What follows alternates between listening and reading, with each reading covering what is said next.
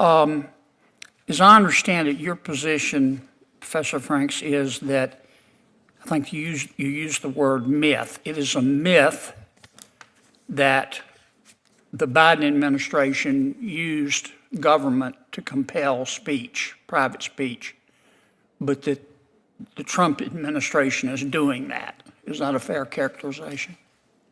Yes, that's correct. Okay. Do you think perhaps you're allowing your personal political beliefs to affect your objectivity here? No, I do not. What is guiding my answers here is that I'm looking to see what the Supreme Court has said. You notice that in the testimony about the censorship Okay. industrial complex. I got that part. No, I just I got want to that part. clarify. No, but I've only got 5 minutes. Your answer is no, as I appreciate it. Let me ask you a couple questions. You wrote a law review article in December of 2023 for the New York University Law Review, and it was about the two cases, Bruen, Supreme Court case, and Dobbs. Remember that article? Yes, I do. Okay. In this article, you said, I'm going to quote your words, "Taken together, these two cases demonstrate that the Supreme Court has embraced the use of the Constitution as a tool of racial patriarchy," end quote. Did you say that? Yes. Okay.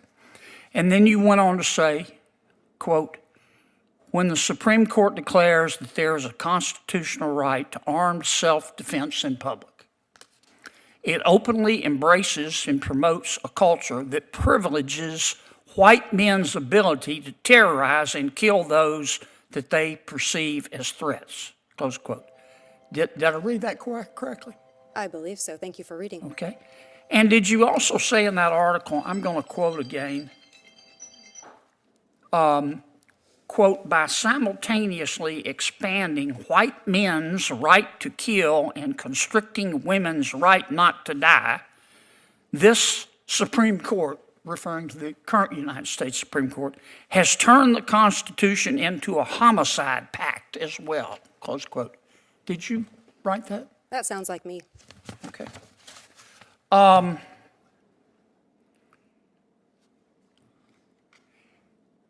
In November of 2024, you tweet, don't you?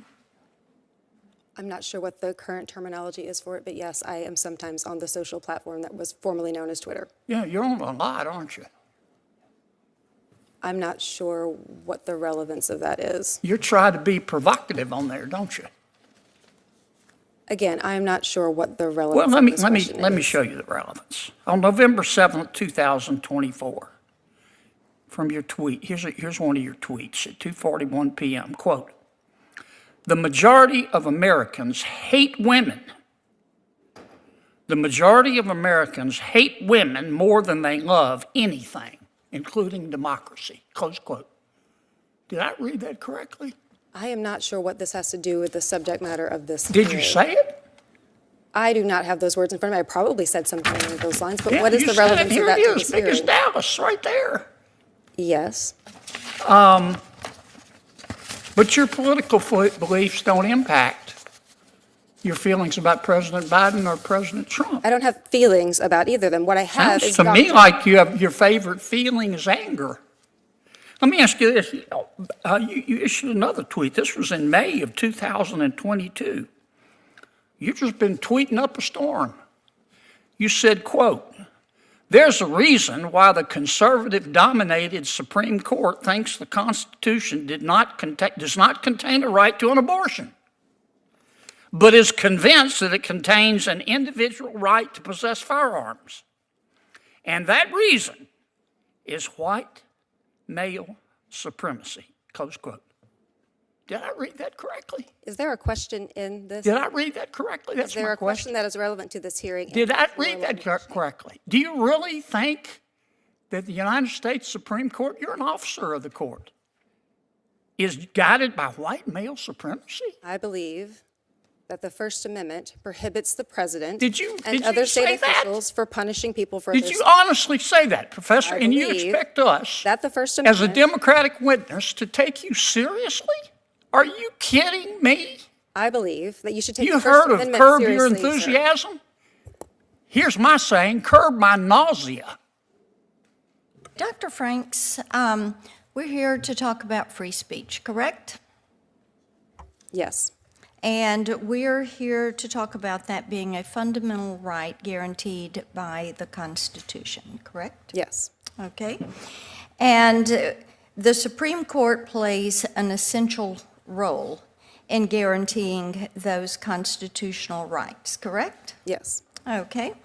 Now, I want to talk to you about a tweet that you had in January 2024.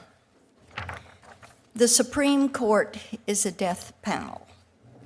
Is that your opinion? In the context of this hearing, I think it is important to emphasize why I am here, which is to talk about my views on the First Amendment and my understanding of the That's not doctrine. what I asked you. Do you think the Supreme Court is a death panel? In the for context free of the cases speech? that, not for free speech, no, that was not the context of that particular Oh, my goodness, communication. okay. Well, it appears that you see the Supreme Court as a death panel, and that is some of the same rhetoric that unfortunately we continue to hear from some on the left who are trying to villainize justices who are doing their job. And I would like to just ask you, knowing that you have put this out, that the Supreme Court is a death panel, then let me ask you this. Do you look at Justices Sotomayor, Kagan, Jackson as members of the death panel, or is this just the justices that you disagree with? I do not believe that the comments that you are referring to have relevance for this particular hearing, but here's what I will say. This is an administration that is threatening judges in addition to other people that he disagrees with. So, yes, Okay, if your question is, do I defend judges? I'm ready to am move I on. worried Thank about you. judges' Ms. security? Hemingway, I I'd am. like to I am come worried to about this you. administration essentially threatening those judges. I want to talk with you, Ms. Hemingway, about the State Department's use of the Global Engagement Center to censor news outlets like the Daily Wire and the Federalist. I know that this is something that you have had to deal with. And Daily Wire is located in Tennessee. We're proud of them. We are delighted that they chose to move from California over to Tennessee.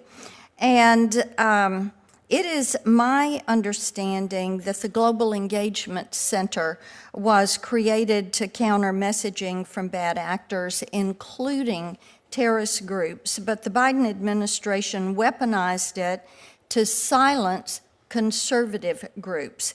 And what has the censorship, I call it the censorship industrial complex, what do you think they're trying to hide when it targets outlets like the Federalist and the Daily Wire?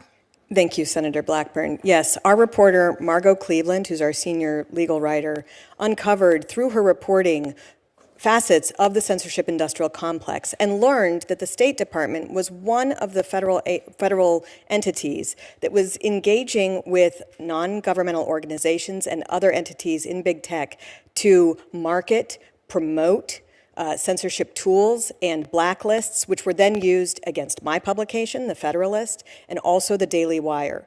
Publications that are a threat to the reigning orthodoxies are targeted by the censorship industrial complex. They want to exist without people pointing out their lies or the fact that there are really important debates. And so we are suing the State Department for that, and it is ongoing, this support of the censorship industrial complex. It is the bureaucracy, really, which perpetuates this even more than a particular administration. Yes, and I think it's so important to note that robust, respectful, bipartisan debate adds to our freedom, helps to keep us free, and allows that debate in the public square. And when you have an entity that becomes weaponized and shuts down one side of that speech and only allows speech with which it completely agrees that that is when you have that censorship writ large. My time expires. Professor Turley, I have a question I will submit to you for the record. Thank you all for